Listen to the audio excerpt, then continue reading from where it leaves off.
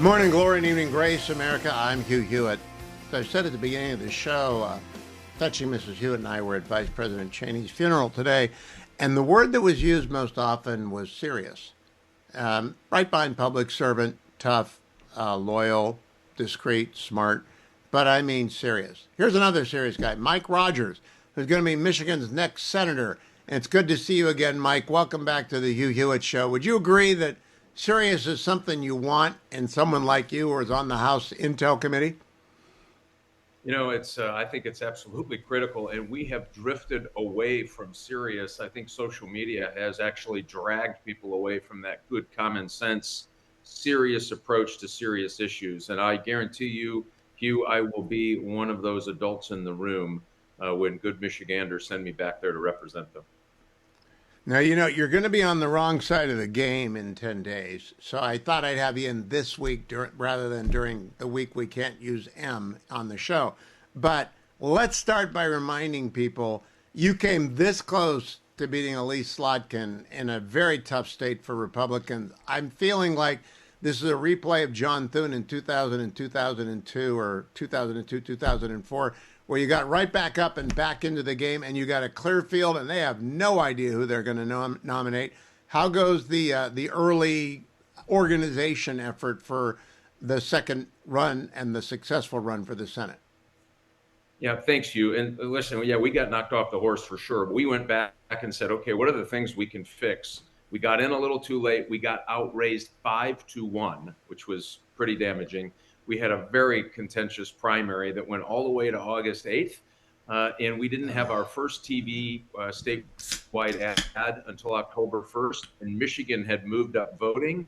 550,000 Michiganders had voted before they even heard from the Mike Rogers campaign. You add all of that up, and we came within 0.3% out of 5.6 million votes. So we just dusted ourselves off, got right back at it because it's an open seat. We've never had back-to-back open seats, and we've never had a governor and a Senate seat that are both open at the same time. So all of those things are really good for us going into it, and polling shows it, Hugh. The last three polls have had us up about 7 points on average on all three of the Democrat candidates vying in the primary. And you're right, they don't know who they are. They're continuing to move to the left. They walk right by working families every single day and just don't see them. And so this common sense, pro-worker, get Michigan back, building things again agenda is working, and people are identifying them. Now, Mike Rogers, where do people go to contribute? Because I want folks to understand, I never urge contributions to campaigns other than the most important. This one is it. Georgia will be as important, but we don't know who our nominee is going to be there, and we won't for a long time. Mike Rogers is going to be the Michigan nominee for the Republicans, and it's a winnable seat. So early contributions go a long way. Where can they go to make that, Mike? So it's rogersforsenate.com. rogersforsenate.com. And we hope you take a minute. Every little bit helps. As I said, last time we got outraised 5-1, the Democrats opened the floodgates of cash. We believe that they're going to do it again. And so what we're trying to do is get ready for that so that I can go on TV before September when Michigan citizens start to vote. We do that, we're going to win this thing. So your contribution, whatever you can swing, is going to make a difference. And when we win this seat, it'll make it really tough for the Democrats to get the United States Senate back so that we can have that common sense view, we can have those adults in the room, and we can have a conservative agenda, or at least protect our conservative agenda going into the future. Yeah, way down in the weeds, Michigan hasn't had serious district court judges for a long time because they've always had two Democratic senators for as long as I can remember. And that means the blue slips don't come back for serious conservative trial judges. And Mike Rogers, I'm sure you got a list, a guy like you with an FBI background as well as the Army and being on Intel, you'll have a long list of good jurists that you can put forward to Donald Trump's White House to put on the bench in Michigan. And boy, do they need some. That state's just been putting up either non-political judges or non-original. It's the blue slip process sucks. Oh, it's awful. And so a state like Michigan gets, because we haven't had a Republican senator in 30 years, We just have gotten the short end of that stick. And so I think, you're getting more activist judges that are leaning to the left. And you are so right. Just the opportunity to put a conservative constitutionalist judge on the bench from our district in Michigan would be huge for the benefit of the country and benefit of people. And listen, the Democrats come at us all different ways, Hugh. You know this better than most. If they can't do it legislatively, they're going to come at you in the courts. And so we need folks, and you have to do all of these things. You have to elect a U.S. senator. Your listeners and viewers are going to help me get there, I hope. Then we're going to make sure that we get some conservative judges to try to stop this advance of liberalism, this Democrat socialism that is really socialism, except they've added the word Democrat in front of it. We have got to stand up for the things that have made America such a great and amazing place. And you do that by winning hard elections. This is one of those hard elections that I know we're going to win. And I hope your folks out there really want to be a part of this. Mike Rogers, one of the things I tell people is if we can flip Michigan and or Georgia, the Senate will be safe for at least 10 years. It is a big deal. The map doesn't favor us in 2 years, but it's okay right now. But we got to win Michigan and Georgia. Georgia, we don't know who to give the money to yet. They're fighting it out. That's fine. Primaries are fine. When is the Democratic primary date? So the beautiful thing about that, it is August, the first week of August of 2026 before the election year. Oh, that's wonderful. It is wonderful. And remember, the Democrats moved up voting.